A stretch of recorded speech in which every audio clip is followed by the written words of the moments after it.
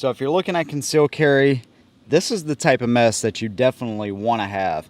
Welcome to the channel. My name is Headshot, and thank you guys for joining us today for our video on the best gun for your first carry gun. Some people right now are saying, dude, you're crazy. There's no way that you can do a video and tell people what the best gun for the first carry gun is. I'm really going to give you guys a guideline. If you're looking at concealed carry, I'm going to give you a guideline and my experience of what I've gone through with each of these types of guns, and just kind of give you some things to hopefully help you out to get you started on the right foot. The idea behind this is that if you start out with a gun that's comfortable to carry, reliable, easy to shoot, that will set a foundation for you to have a successful concealed carry career, if you will. A lot of people, I feel, will choose a gun that's either too big, too small, unshootable, unreliable maybe, and it just kind of sets them up for failure in a way, because they see it as, this is just too much of a hassle, I'm just not going to do it. So hopefully this will help you out. Just keep in mind, we've done quite a few of these videos. Keep in mind that this is not even close to the amount of guns, good guns, that you can get for concealed carry or whatever. These are just the guns that I have that I would like to talk about and give you kind of an idea of how each one is going to do in that concealed carry role. So there's many different options out there. Unfortunately, we can't have every single one of them, but we will talk about these, and this will give you an idea. And a lot of these are the most popular ones out there too, so that'll kind of help you out as well. Now, everybody is going to go through several carry guns throughout their career. But hopefully, like I said, this will set the foundation for you to pick a good first one. Now, when it comes to like holsters and things like this, we're not going to go over this kind of stuff. This is just to kind of show you an idea of what you can expect when you're looking for a holster for your carry guns. There's so many different types of options. You have shoulder, hybrid type of holsters, Kydex type of holsters, magazine holsters. You're going to have to play around with that and just find something that will work good for you. But just to give you an idea of what this will look like and what you will see out there, there is a holster company out there for you, for sure. Off-body options, whatever you want, there's an option out there for you. So normally in these videos, I'll pick one particular gun as the best gun. In this video, I'm just kind of giving you an idea of maybe a couple different guns that I feel would fit that role really well. It's really hard to say this particular gun is absolutely the best gun, just because a lot of them are so similar, but I will give you an idea of what to kind of lean towards and what definitely to stay away from. Now, because everybody is so different in what they like, I did set a criteria for this, so let's go ahead and cover that really quick and then we'll get into it. How does the gun carry? We'll talk about that a little bit. How does the gun shoot? The triggers on them, and the learning curve. The learning curve on these guns is very different. And the idea behind that is that hopefully you can get something that will be easy to learn on and will build confidence early. Availability of holsters and accessories, we will touch on that just a little bit. Firepower, and really how likely are you to carry said gun every day, or will it just stay at home in the safe? I'm going to give those a scale from 1 being the worst, or 1 being the gun that I think would actually stay at home, and 10 being the best option that a gun will actually come with you every single day. You will see some shooting in these as well, so let's go ahead and get started. This gun right here has been one of the most popular concealed carry options for a long time, the Glock 19. This one is the Gen 4. Basically, you're going to get 3 15-round magazines with the Gen 4, and you're going to get a gun that is pretty decent in size as far as firepower. I mean, this one holds quite a few rounds with a relatively short grip. Now, I can get all 3 fingers on this grip, but it is a bigger gun for sure. Now, as far as shooting this gun, the gun shoots great. I've put the Trijicon HD night sights on there. This one is the MOS, so it has the plates for the optics. I don't really use the optic a whole lot, but just with the Trijicon HDs, this gun is a heck of a shooter. The learning curve on this gun is probably one of the best because of how simple it is. The breakdown and everything on this gun is just super, super easy. As far as the trigger, a lot of people will change the triggers on the Glocks, but if you notice, you have a little safety tab right there. You come to a distinct wall, and then it breaks. It breaks right at around 6 pounds or so. And then the reset. Now, whether you're carrying around in the chamber or not, that's for another video. But these guns, all these guns are very safe. They're designed to be carried with a round in the chamber. So that's just something that you'll have to, you know, just be comfortable with. But as far as learning curve and shooting this gun, it is absolutely incredible.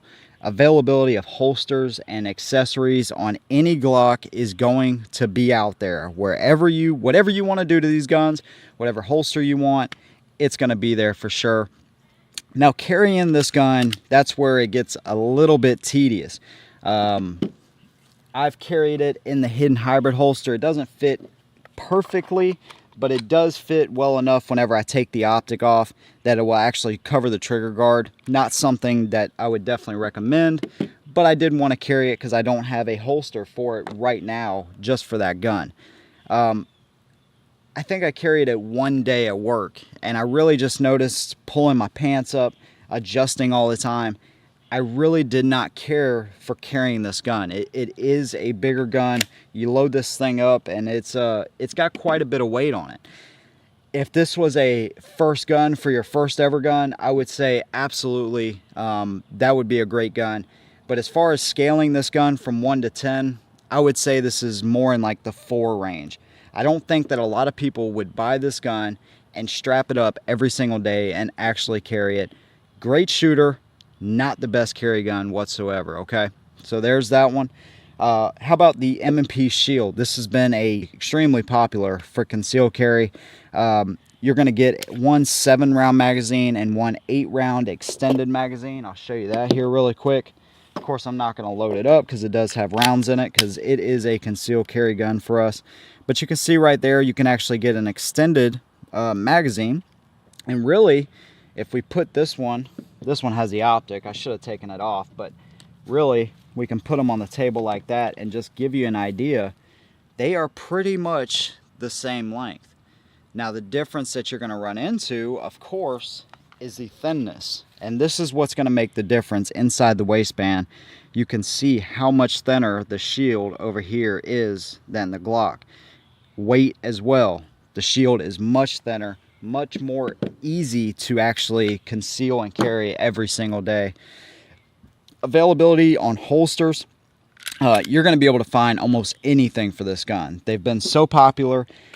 Trigger kits, you know, sights, aftermarket sights, whatever you want to do, it's up there with the Glock. Now, the triggers on the Shields, the triggers on the M&Ps have gotten better with each one that they make. It seems like they're getting better and better. They're not the greatest though. You have a split hinge design, which is basically like a safe action on your Glock. If you pull the trigger from the top, you have this little piece right here that will block you from actually being able to pull it. You have to pull it right there from in the middle. They're all drop safe as well. Basically, you hit a wall, a little bit heavier than the Glock for sure, and you have a reset. Not as audible of a reset as the Glock, so that's just something you have to work around.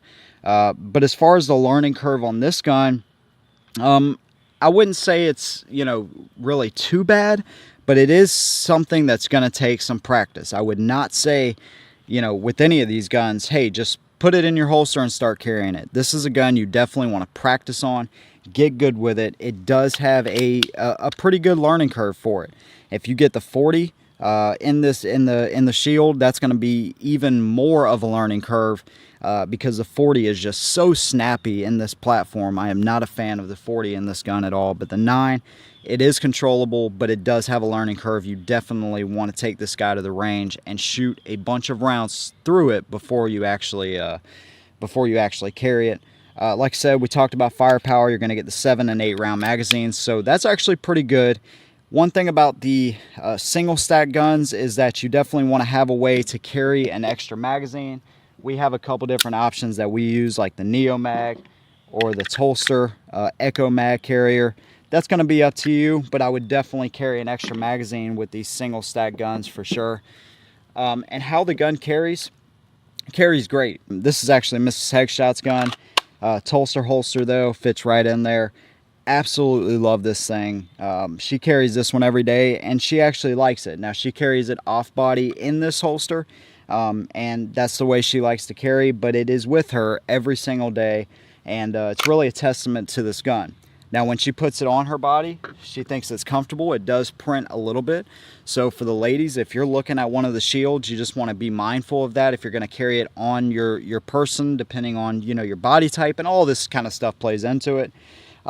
It may print a little bit, so you may have to move it around, adjust it, or find a different holster that will work for you.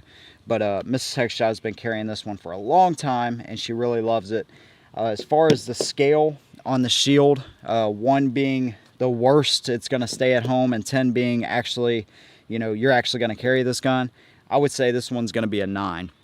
I feel that a lot of people will buy this gun and actually carry it every single day. That is a great option. All right, so what about the Sig Legion? Man, what a gun. All metal frame, double to single action gun. This gun is a range beast, and as far as shooting it, absolutely incredible. The trigger on this thing is amazing. Now, of course, you do have 2 actions going on with this gun, so when you drop the hammer like I just did, you're going to have 1 long trigger pull for the first shot, and then all of your subsequent shots are going to be very, very short and crisp, very nice. The learning curve on this gun is one of the best on the table, if not the best. You know, that double to single action transition does take a little bit of getting used to, but when you shoot this thing in single action, man, it is absolutely incredible. The front sight really jumps out at you there. You can see that green, and then the rear sight is actually blacked out in daytime, but they're all 3 of them have Trigicon or tritium in the sights for your night sight. Absolutely incredible gun for as far as shooting. Availability of holsters and things is going to be very limited on this gun. This is a newer gun. I know SIG does make a holster, and there's some other ones out there, but availability is going to be very, very limited as far as right now for this thing. Firepower, you're going to get 3 15-round magazines. We're not talking about price in this video either. I've noticed that when I talk about price, sometimes things will change, and I want this video to kind of be withstanding, you know, for in the future as well. You can look up the prices very easily online. This one is definitely the most expensive that you see on the table though, but you do get 3 15-round magazines. That's a lot of firepower in this gun, plus 1 in the chamber. Very, very awesome there. As far as how the gun carries, now this is something I have not carried this gun a lot, but I did find that it actually fits in the shoulder holster that I have for the P320, and it does cover the trigger guard. I have carried it like this. Now in a shoulder holster, you know, this gun actually does pretty well. I was actually quite surprised. I'll carry an extra magazine on the other side, but inside the waistband or whatever type of carry, this gun is just going to be a little bit too much. I can tell you that without even carrying it inside the waistband. It's heavy, it's all metal, it's not built for like everyday deep concealment type of carry.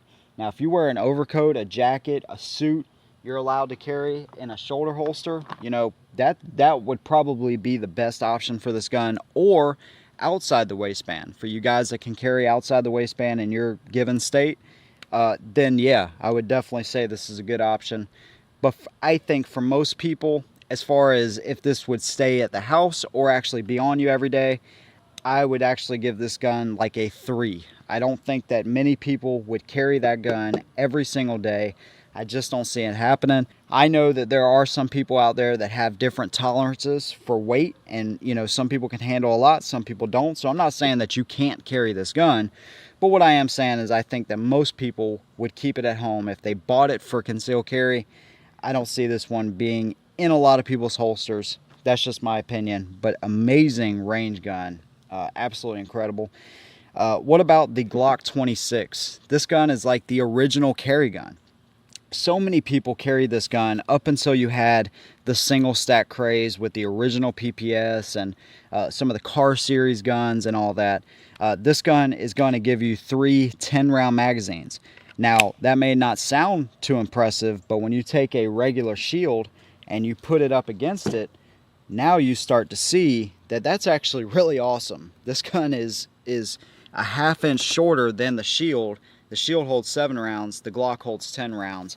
That is a key bonus for the Glock 26. As far as aftermarket and accessories, just like the 19, you're going to have anything you want for this gun. I carry it in my holster, inside the waistband holster.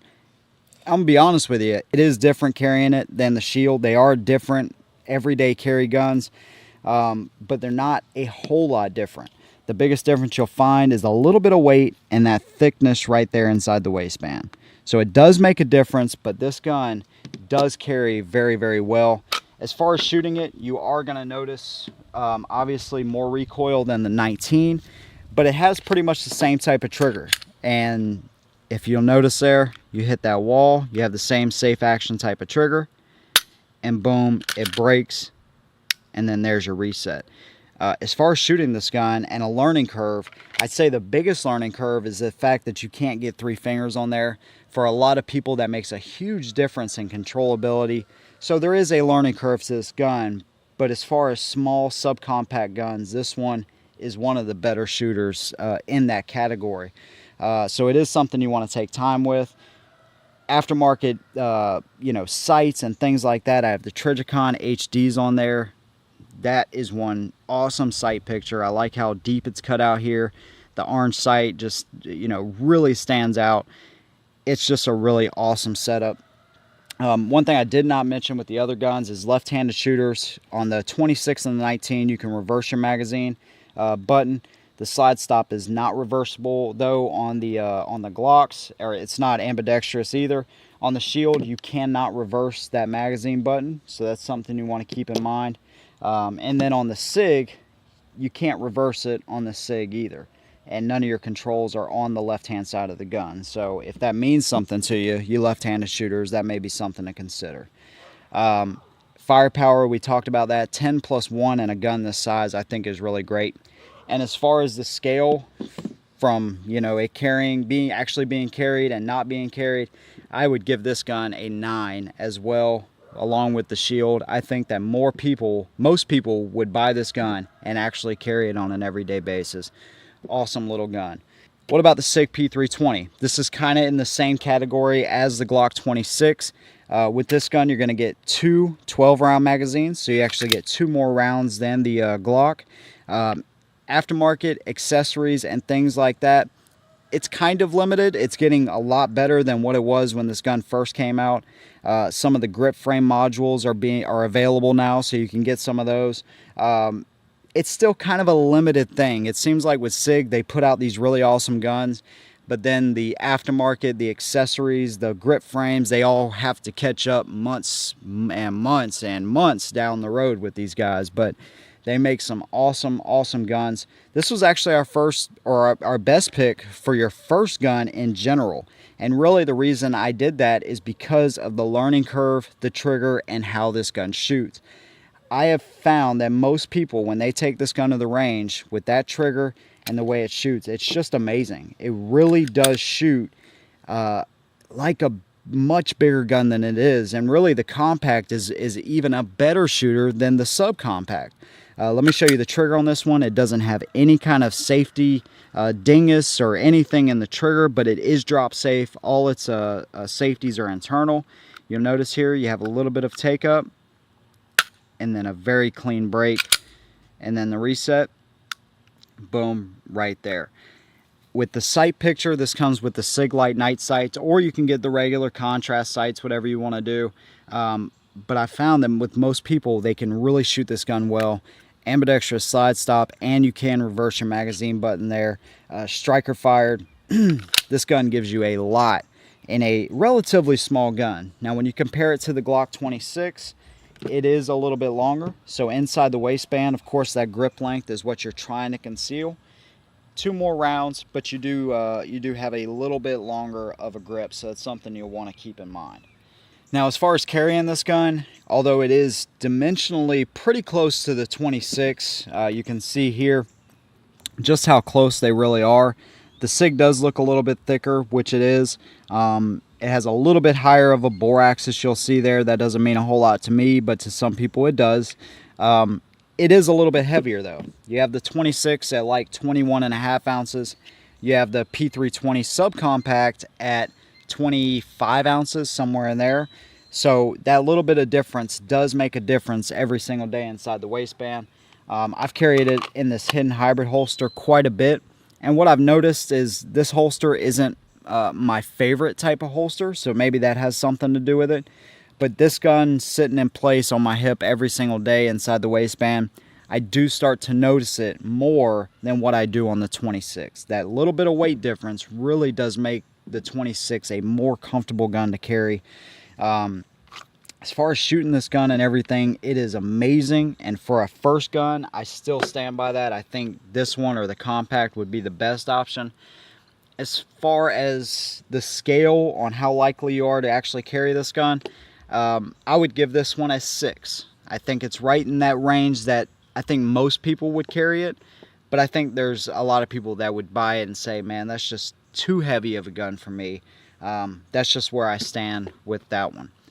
The new PPS M2, absolutely incredible job Walther did on this redesign of their PPS line. This one's going to come with a 6-round magazine and then a 7-round extended magazine. So for you guys that like to get that third finger on there, at least with my hands, no problem at all. The things they did with this gun, man, you know, with the grip texture, front slide serrations, the sights, the trigger. Let's go ahead and talk about that trigger. You do have a safety dingus right there.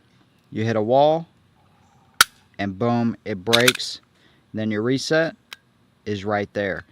This gun, as far as a learning curve and shooting for a single stack gun, this gun is absolutely incredible. For the size of gun you're talking about, I found that most people can shoot this gun really well right out of the box, even with limited experience. So that says a lot for a gun that this small. Left-handed shooters, no ambidextrous controls, and you cannot reverse your magazine button. That's just something you will, you know, have to deal with on that one. But shooting the gun, the trigger learning curve is great. Firepower, we talked about that. Of course, it is a single stack gun, so again, you'll want to find a way to carry your extra magazine on you. And as far as the way this gun carries, this is something I'm still waiting. We're still waiting on Tolster to actually release the holster for this guy. But what I have found is that if I carry it in like this, basically my universal holster, I've called it. If I carry it like that, it covers the trigger guard. I'll push it down in there. I have carried this gun, and it's basically like carrying a shield with one less round. So as far as the scale on this gun, I'm going to give this gun a 9 as well. I think that most people would carry that gun for sure. And it is a little bit shorter. You will lose one round, but it is a little bit shorter than the shield as well. So as far as trying to hide it, it's going to be pretty much the same as a shield. You will get one less round, but this is an amazing carry gun. I almost gave that gun a 10 because of the way it shoots and everything. Guys, if you are looking at your first carry gun, do not overlook the PPS M2. That is an amazing option. All right, and the M&P Shield in 45, the new gun to the Shield lineup, recently reviewed. Absolutely love this gun. This gun is going to give you one 6-round magazine and then one 7-round extended magazine. So again, you have the option for you guys that like to get that third finger on there. That's going to be very comfortable for you guys. And what they've done with the grip texture on this gun, the front slide serrations, and the trigger, especially on this gun, is going to make this gun, although it's a 45, it's going to definitely have more recoil than the regular 9 Shield.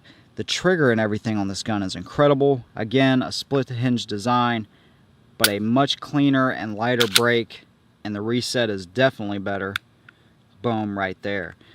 So very, very, very nice job on that. As far as the learning curve in shooting this gun, with the trigger and the grip redesign that you'll see right there compared to the regular Shield, this is really, really aggressive, but it does a great job of keeping the gun in your hands while you're shooting.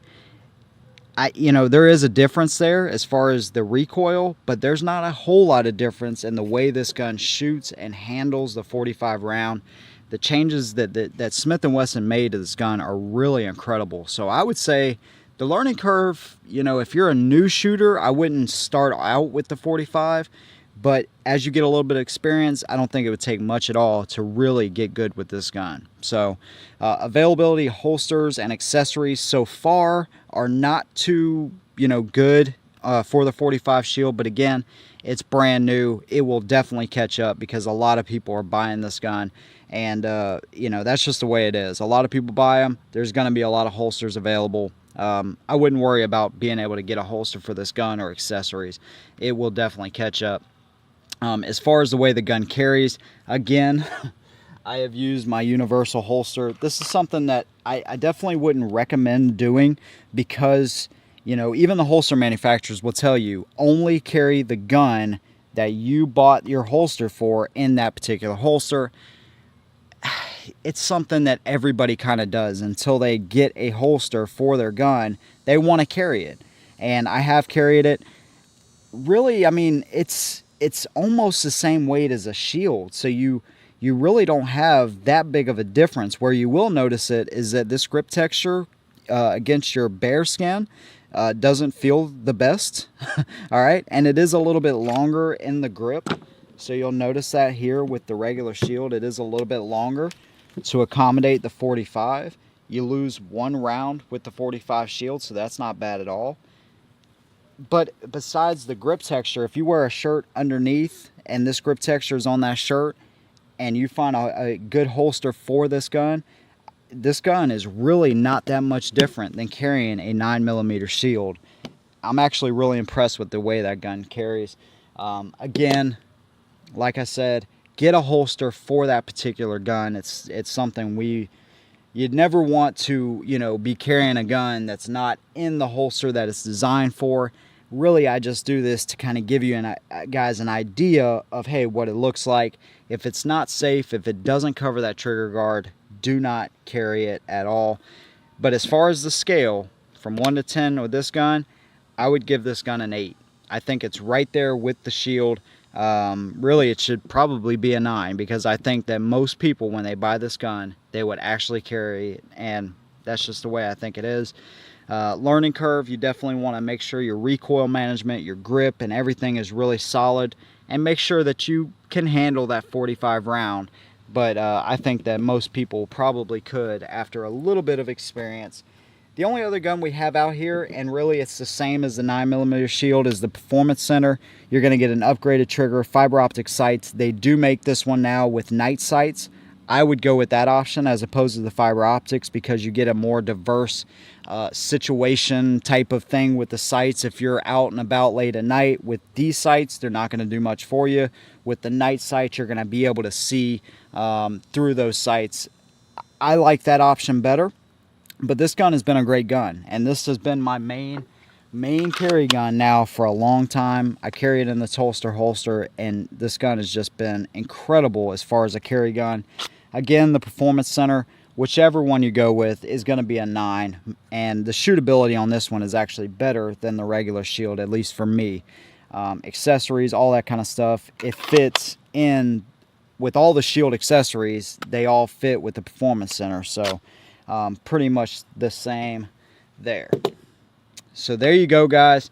Hopefully that helped you guys out.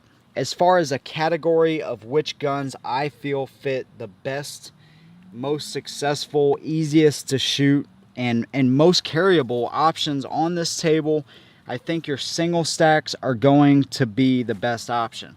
Now, you also have guns like your little single stack 380s. I think in that category, the Glock 42 wins hands down.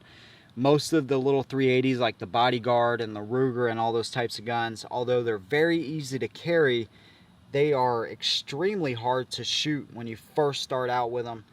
They actually have quite a bit of recoil even though they have a smaller round. The availability of 380 is really good right now, but it is still more expensive than 9.